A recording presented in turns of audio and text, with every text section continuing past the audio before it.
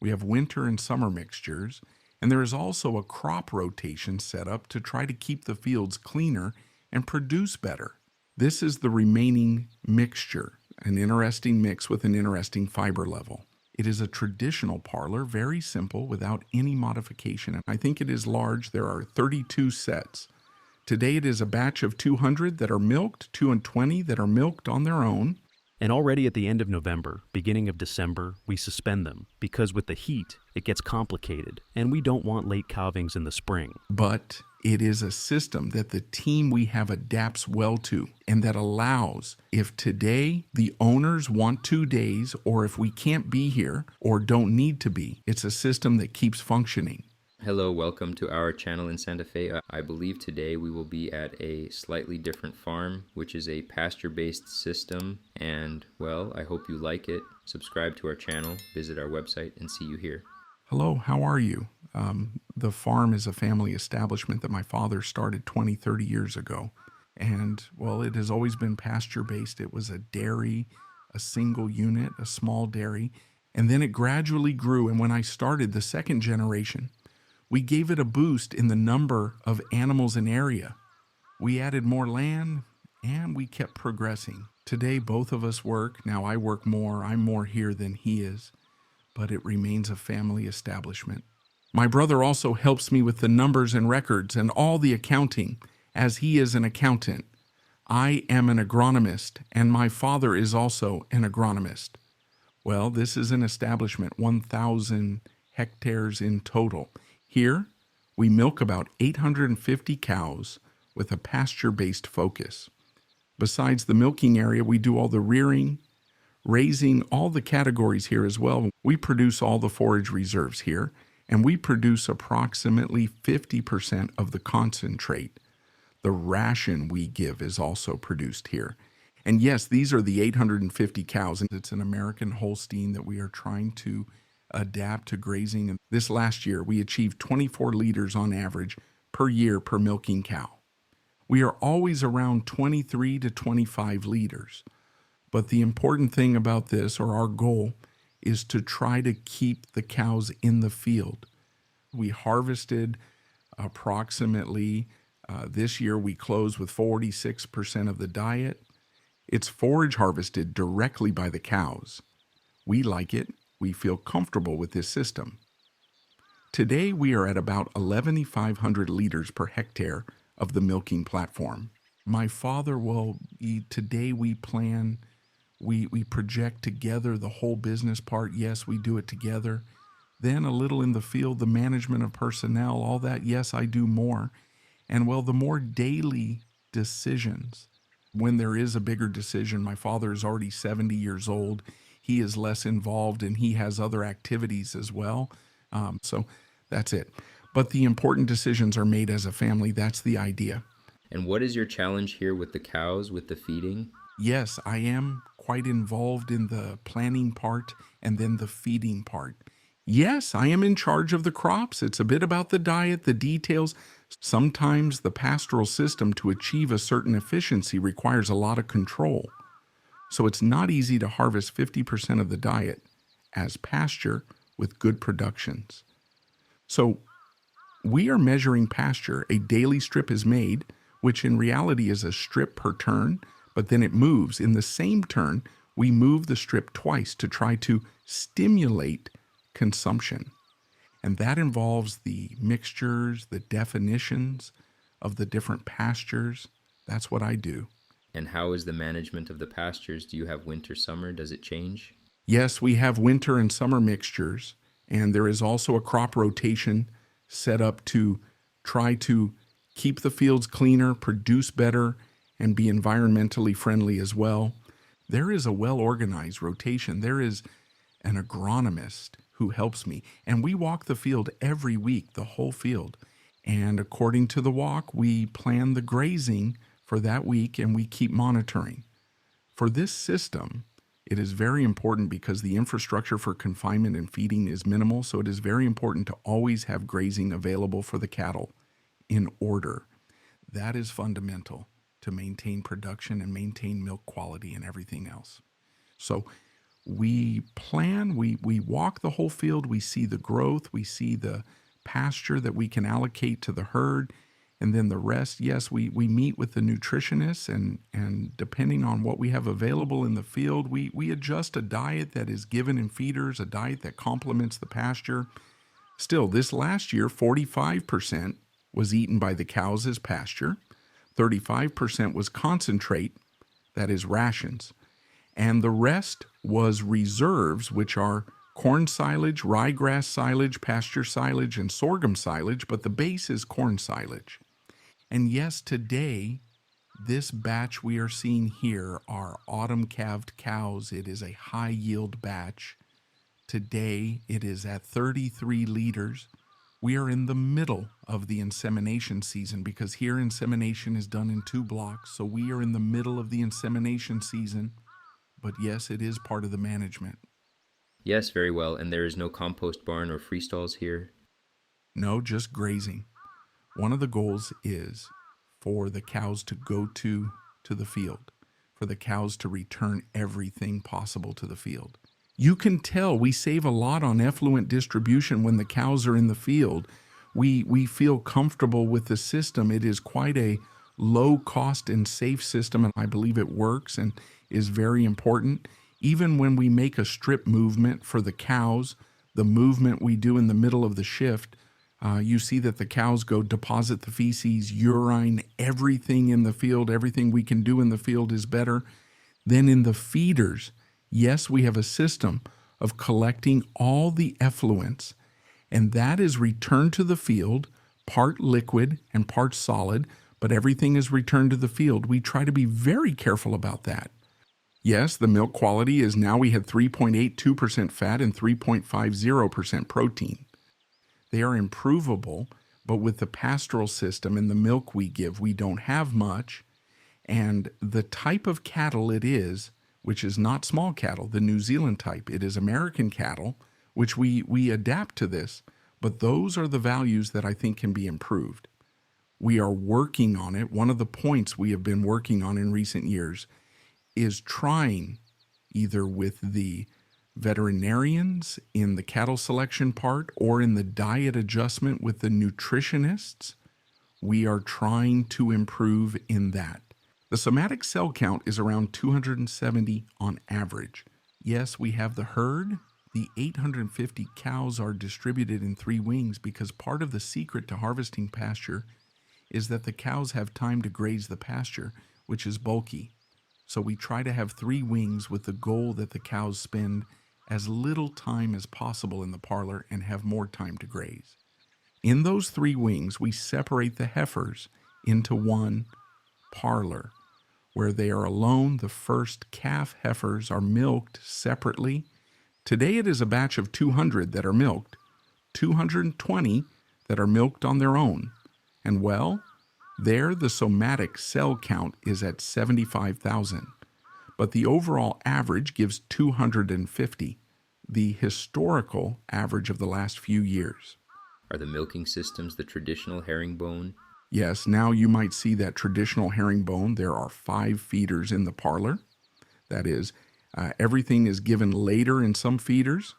We make a TMR mix and feed it in the feeder. And yes, it is traditional herringbone, quite simple. You don't feed pellets, the pelletized ration? No, we feed everything. Now you might see it. We feed everything in feeders. We prepare a mix in a mixer. We gather all the feed ourselves, which we do a bit with the nutritionists. Having pasture in the system requires making a lot of adjustments in the diet, in the TMR that we give, because the pasture is not always the same. And it also depends on the weather. It is open to the sky. So sometimes we have more availability, less availability, depending on temperatures, rainfall. So we try to prepare everything ourselves and adjust it quite well with the nutritionist and the agronomist. We get together and try to plan.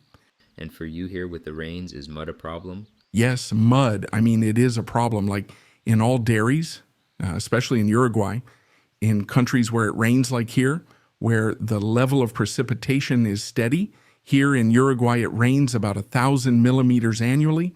It is fairly evenly distributed throughout the months, but there is a lot of variability. Now, this autumn that we are going through, as you saw, 500 millimeters only in April. So yes, the mud complicates things, but not too much. I think the system of being able to go to the field every day and everything to a different strip, that is handled quite well. When we see that there are precipitation forecasts, we have places, strips nearby so that the cows don't have to walk. They stay close, have a healthy place, not dry, but at least clean to lie down. So that works quite well and is part of the success of having low somatic cell counts and not many cases of mastitis, neither clinical nor subclinical. That is quite controlled, but yes, it requires that craftsmanship of the family aspect, which is part of what we are involved in, trying to take care of those details. Yes, and for example, do you have the mastitis indexes, reproduction rates, pregnancy rates? Yes, we have them now. The pregnancy rate is quite good. It is pretty good. Now, I don't remember offhand, but yes, they are good results. We are above 25%. We keep track of the indicators. We are in a CREATE group. We keep track of the Confu CREATE indicators, and we are always there in those values, in the top 25%. The insemination is done in 2 blocks, which I think helps us to organize. The cows calve in March and April, and then they calve in August and September, only in those 2 months. That helps to organize. Also in systems like this, it helps a lot with low infrastructure. And depending a lot on the weather, these are months where we don't have major problems to reach production peaks. It adapts quite well. And that allows us in those months of services and reproduction to focus on that. That helps a lot. These are moments when we are all involved, both the working staff and the veterinarians. We know that the moment of services is coming, and it is quite intense. There are 1 or 2 people only to detect heats. In the work team, there are 5 who know how to inseminate. The veterinarians are always around, and that is working quite well. And the cases of mastitis too, I don't remember, but it's around 5%. Something well controllable, quite reasonable. One of the things I like about the system is seeing the cows calmly grazing. I think that is one of the advantages of the system. And it is clear that there are other systems that would allow greater individual production, sometimes greater profitability perhaps, sometimes not, but it is a fairly calm system, which requires a certain pressure or certain control of processes, but it is a system that the team we have adapts well to, and that allows, if today the owners want 2 days, or if we can't be here or don't need to be, it's a system that keeps functioning quite well. There is a good work group that knows what they are doing, that knows the system, so I think that is part of why it works. How many people work here? We are 16 people working. 16 for how many animals? Yes, those 16 are also involved in pasture sowing, in crops, but the main herd is about 850 cows, and then there is all the rearing as well, with about 600 rearing animals. In total, we have 2,020 animals. In total, including some males rearing females and all the milking and dry cattle. Another important point that I had forgotten to mention is that we have a water system in the plots. We distribute the water over the 700 hectares. There is a distribution of clean water with mobile drinkers, which is part of the secret to being able to seriously harvest pasture. We started this 3 years ago, and before having the water always available, we sometimes couldn't achieve such good pasture consumption, and I think that helped the system a lot. Since we incorporated it, it has given us significant help and changed the cow's routine that helped us a lot. And during dry periods, how do you overcome the challenges and problems? Well, during dry periods, due to the calving system generally at the end of December, January, and February, which are the summer periods with potential drought in Uruguay, we have little milking cattle because in reality there are many dry cattle to calve in autumn.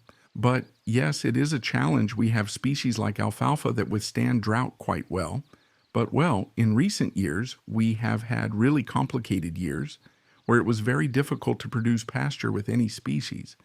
And it is part of the secret of the pasture. TMR mix. There was no mud, we were calmer, and we focused more on a good TMR, almost without pasture input because there was very little, but we achieved even better productions than with pasture input. These moments were really complicated due to drought, but we increased the cost of production, but we achieved good indicators. And what allowed us to quickly, when the water deficit was reversed, have everything set up. The cows went out. We started harvesting pasture. The cows had good potential. It's managed like that. It is a system that requires craftsmanship, but I think it is a mix that complements quite well. Yes, also this pastoral system is a system that, besides us liking it, I believe it is a profitable system because in reality in Uruguay, well-managed pasture production allows for very cheap feed. The ton of dry matter from pasture costs us approximately 4 times cheaper than the reserves and 8 times cheaper than the concentrate. So that is a big advantage for a system in Uruguay where we are purely exporters and price takers from abroad. Having that flexibility, I don't know, in our case, we believe it is a plus in profitability. We believe we achieve very good and stable values. We have several years of positive, stable profitability with the system. So I think that's good. It's not just because we like seeing the cows grazing and seeing them in the field and not accumulating nutrients somewhere, but we truly believe that in Uruguay it is profitable and it is possible to have one of the lowest cost dairy systems per liter of milk in the world. So we aim a bit towards that without losing productivity, but ensuring it is something inexpensive. What is the approximate cost per liter? For us, the cost of the last cycle in Uruguay was around 40 cents per liter of milk. Sorry, the price of a liter of milk. The cost we ended up with was around 29 cents, 30 cents, achieving a cost. It's not always like that. It was a good year for pasture production. So these systems benefited, but those were roughly the values at the end of this last agricultural cycle. This is the milking parlor, a traditional parlor, very simple, without any complications. What is large are the 32 sets, which is part of the objective of trying to ensure the cows spend as little time as possible. When we are at the peak of milking cows, which is around 650, we make high production and low production batches to try to bring in a milking batch and have it go back to the field as soon as possible. It's automatic. I mean, everything optional is included, but the cycle is very simple. How many milkings? 2 milkings. And how long? Today, the lead batch milks in an hour and a half and the trailing batch in about an hour. It's quite efficient. There is a couple in charge handling all the management, and then there are 2 young men who assist, who bring a batch, help with milking, and return it to the field, each one with a batch, and then they stay to help. And for the milking routine, do you use pre-dipping, post-dipping? No, only sealing. All the cows are stripped, stimulated, stripped again to detect anything. And then the teat cups are applied, and they are sealed when leaving. The milkers are very routine-oriented and very orderly in that. We don't need to do pre-dipping or anything like that.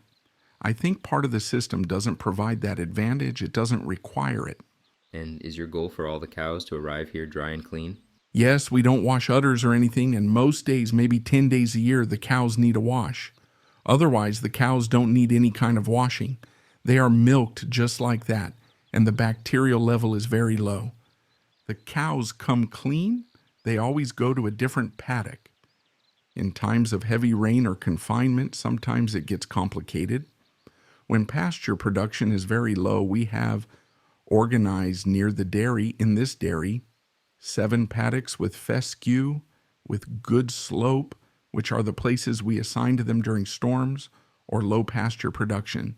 And we rotate them so that they always have a clean and disinfected place to lie down. Here you have a good view. Now when we finish here at the dairy, there is a good view of the field and the distribution of lanes, which also has paths and everything. It also has its management and logistics. We have all the lanes well distributed to bring all the batches to the field as best as possible. The cows walk a maximum of 1 kilometer, 200 meters. Having 3 wings also helps a lot with that. This parlor is the largest with 32 units, and then we have 2 parlors with 8 units. And having the different wings also allows us to minimize the amount of mud and the number of cows per unit, and it also allows us to minimize the walking distances. Since it is a relatively large Holstein and they have to walk, they have to go 1 or 2 shifts every day, so they are located in such a way that the cows walk as little as possible. From here at the dairy, which is located on the hill, you can see the entire path layout. We have path 1, path 2, path 3 distributed, so the guy who moves the cows already knows which paddock they are going to, because each batch follows a path, and that is already well established. And the cows walk, when they finish at the dairy, when you finish the last milking at the dairy, almost all the other cows are already in the paddock eating, and they know they have water there, they have food, so the cows go.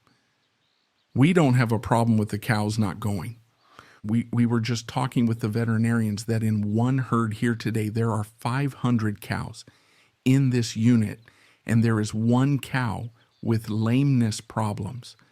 The fact that the cow goes at her own pace walking and knows she has food and knows she has lanes in good condition, which we also work on a lot, makes it easier for the cows. Do you have a lot of foot problems here? Not because of that, no. Sometimes we do some treatment, some preventive paths, but that's why the cows have good paths, and we try to let the cows go at their own pace. So that helps. I think it helps a lot. The people who work with the cows are very careful about that. They are patient people, which is part of what is needed, and I think it's part of the success. And if we were rushing the cows, such large cows with relatively high production levels, sometimes walking 3 kilometers or up to 4 per day, it wouldn't be viable. So those details are what we, the family and the person in charge, are focused on, controlling those details. I think that for me, it's part of the success. I am Diego Rega. I am the veterinarian, one of the veterinarians who works here in the company. For how many years? More than 30. Martín was small when I started. And how are the farm's indexes, the reproductive part? The reproductive part is worked on almost exclusively with artificial insemination. Bulls are only used for the cleanup of the heifers, and the indexes have remained at good levels. Normally, we achieve a pregnancy rate of around 80% of those offered for service. It is done in 2 periods. We have a fall calving period and a spring calving period. Services begin in May and end in August, and then resume in October. And by the end of November, early December, we suspend them because with the heat, it gets complicated, and we don't want late calvings in the spring. Normally, as I said, 80% of those offered for service become pregnant. We usually have between 2 and 2.5 services per pregnancy, an annual pregnancy rate that varies. Now, when we start the services in this stage, these are the best values. They are around 30, 28, and we end the annual balance at around 24. More or less in terms of pregnancy rate. More or less like that. We aim to reach the first calving at 2 years old. Sometimes, for example, this year with the drought from last year, it was delayed quite a bit, and we didn't manage to have all the heifers calving at 1 year and 15 months. Many did not reach the service weight and ended up in a delayed batch, but normally we were reaching the first service with an average of 16 months. More or less, that was what we were achieving. I don't know if there was any other information you wanted. For example, what are the challenges that the meat industry faces in the reproductive part? Well, the challenges, one is that, as the dairy has grown, the areas dedicated to rearing have decreased. So, we are going to have to consider confining more to achieve the same or better development to serve them at a younger age. Also, growth makes the controls a bit more complex. Heat detection. We use patches for heat detection. And we have people, the herdsman detects heat in the field, and the milker does too. There aren't many challenges to improve because I think it works well, but it is a challenge to maintain reproductive levels as the establishment grows, and it becomes more difficult to control each process. But in general, it has been working well. Also, as nutrition has improved, the calving to first service or first heat interval has shortened to less than 80 days. But at the same time, as production has increased, we have slightly increased the services per pregnancy for those higher producing cows. Sometimes it takes them an extra service to conceive, but within the parameters we are in, we are satisfied. So the challenge is to maintain it over time, and with the growth that the company has experienced. And what has changed since you started working here until today? Many things. When I started working, about 120 cows were milked for half a year. There was much less land because it was only the land owned by the farm. Production was basically based on pastures. Silage reserves were made only for the 100 days of winter. The rest of the year was just pasture. The average productions were in spring. With luck, you would get 20 liters on average. So it was a different reality. And also when I started, it was a time when the price relationships were very bad. And in general, all of agriculture worked practically to pay off the interest on the debts. Fortunately, that has changed. Of course, at that time, 3,000 liters of milk per hectare were produced. And today we are at 11,000. We work with much higher stocking densities per hectare, with reserve volumes of 2,500 kilos of dry matter per year per cow, with much higher levels of concentrate. Production sensitivities are much higher, and all that growth has required investment. All this process that we have been going through, first with Martin's father, then with Martin, has been a constant challenge to control the processes as the farm has grown. As I mentioned earlier, as it grows, each thing becomes harder to control. We work with more people, with more hired staff, with much more technology. All that growth has been transformative. Over the course of 30 years, very significant. But I think it's good that it is a company that has been investing reasonably in infrastructure, equipment, and increasing the number of cows without losing control of the processes, at least the major ones. Some years are more complicated for us. Other years, we achieve better results. But that growth has gone hand in hand with the growth of the people who work here. This is the part where we provide the supplement, the concentrate. Everything is fed with a mixer, and today we feed it twice a day, once at noon and then again at night to try to distribute the feed. Now, what this high-yield batch is eating, besides good ryegrass grazing, as we saw today in the field, is 16 kilos of corn silage. They are eating 4 kilos of pasture silage, and then they eat 4 kilos of wet corn grain, 2 kilos of dry barley, 2 kilos of corn DGS, and 2.2 kilos of soybean pellets. That is the supplement to the diet. Besides that, there is a mineral supplement to complement the grazing. That's a bit of what this batch is eating, which is producing around 33 liters on average. This is the remaining mix. It's an interesting mix with an interesting fiber level. Everything is adjusted for fiber size and ingredients. We adjust it weekly when we assess the grazing. We try to adjust and see what is needed to complement. Sometimes the adjustments are minimal, but when we have a significant change in grazing or less availability in the grazing fields, we also address the adjustment issue.